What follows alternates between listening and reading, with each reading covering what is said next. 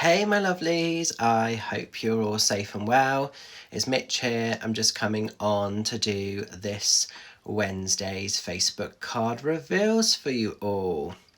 So, these are the cards. So if you were drawn to card number 1, we're going into the Nine of Pentacles. Now, I really like this pictation. I love the way that all the little pentacles are in all the flowers. Nine of Pentacles is a time of feeling quite comfortable, quite secure. Energy is flowing, energy is flourishing around you. This doesn't necessarily mean that you're rich beyond your wildest dreams, but this is a realization of look at the world, look at the reality around you. Bills are paid, you might not be rolling in it, you might not be sort of like in an endless sum of money, but you're, probably in a setup or a situation where money feels comfortable, it feels secure, it's there.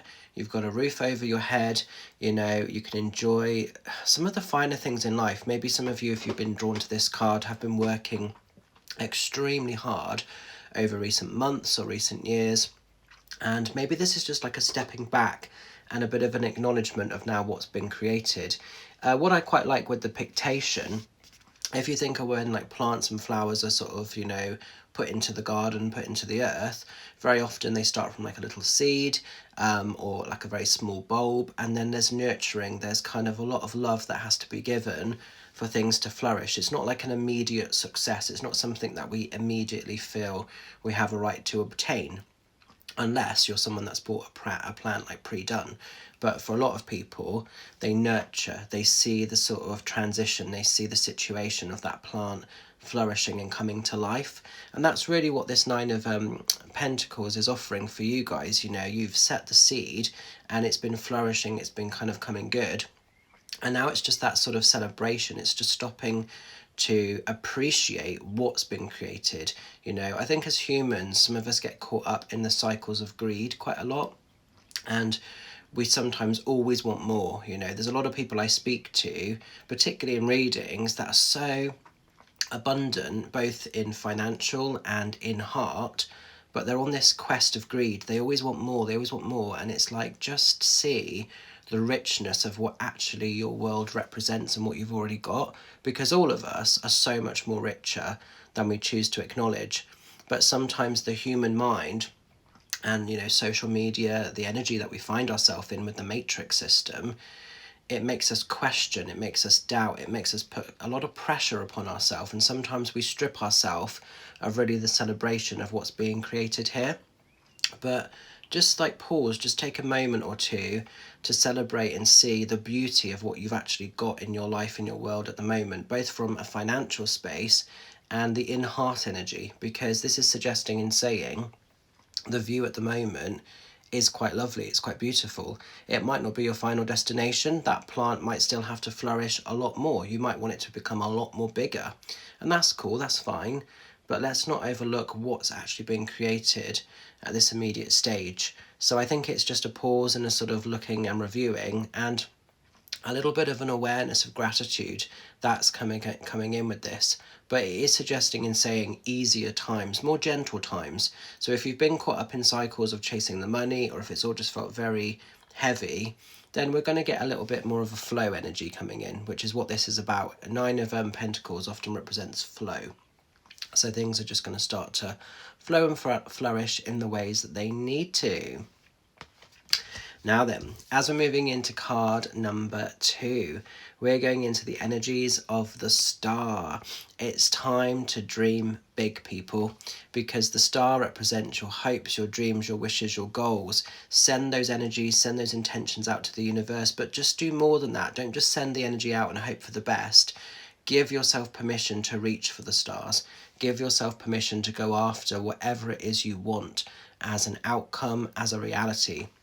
I say it so often, stars can't shine without darkness. Sometimes we have to go through cycles, we have to go through darkness, we have to go through healing, we have to go through confusing times to sometimes emerge back into a completely authentic space of truth, to sometimes re-emerge back out into the light. But the star is giving you permission, it's granting your wishes, it's granting your hopes and your dreams, and it's a time to seize opportunity. It's not just about daydreaming and wondering, could this happen, could I have all of this stuff?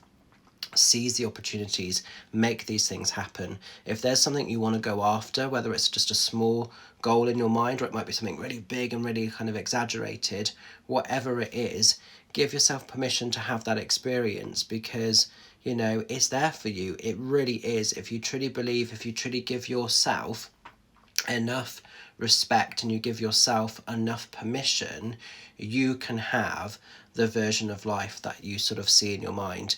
The two can marry up, they can align, they can become, it's very much mind over matter. And this can happen, this can materialize if you believe and if you respect yourself enough. You will have this. So go after those things, grab those wishes, grab those dreams, live those dreams. That's all available with card number 2. And finally, as we're going into the cycles of card number 3, we're going into the energy of the Hierophant. I really like this pictation of the Hierophant card. Hierophant is often seen as a time when we're really tapping into a higher purpose, a higher consciousness. What are we here to understand? What are we here to discover? Why has our soul chose to reincarnate to this time period, to this timeline of energy? What have we actually come back to do? What have we come back to be part of? What are we here to learn? What are we here to experience? The Hierophant is all about intake of knowledge, information, asking those questions of life, asking those things that have maybe yet to be understood or discovered. And it's about kind of being open to constantly being the student as well as the mentor. Often we go through cycles where sometimes we are the student, we learn information, and then we sort of are able to mentor it to other people around us. But there's this quest, there's this thirst for knowledge, for understanding. So sometimes with this card as well, we have cycles where people are going through maybe training. So it could be spiritual training, or it could be more kind of basic training in courses or other things more in the physical world.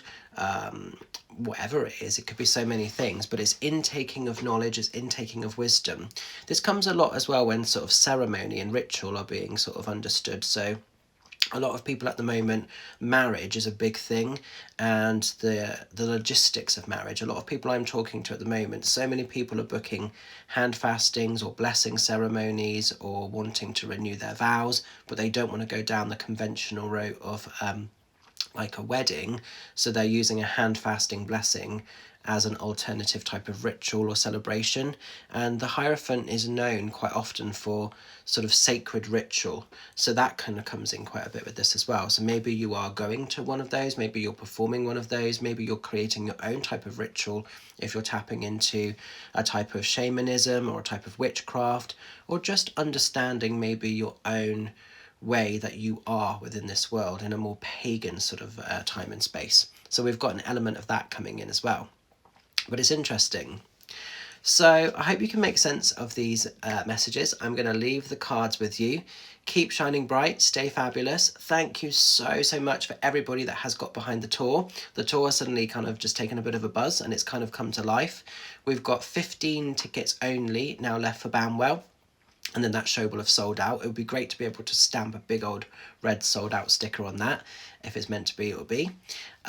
Seened is also doing mega well. I think we've got like about 25 tickets left, and then that night's going to sell out. So that's amazing. Thank you so much. That is my only Wiltshire date, so please don't think I'll be doing something else later in the year, because I won't be. So if you want to come and see me in a Wiltshire location, make sure you're booking onto that one. And then we also have the upcoming show in Blackburn. Really excited for that, the Empire Theatre.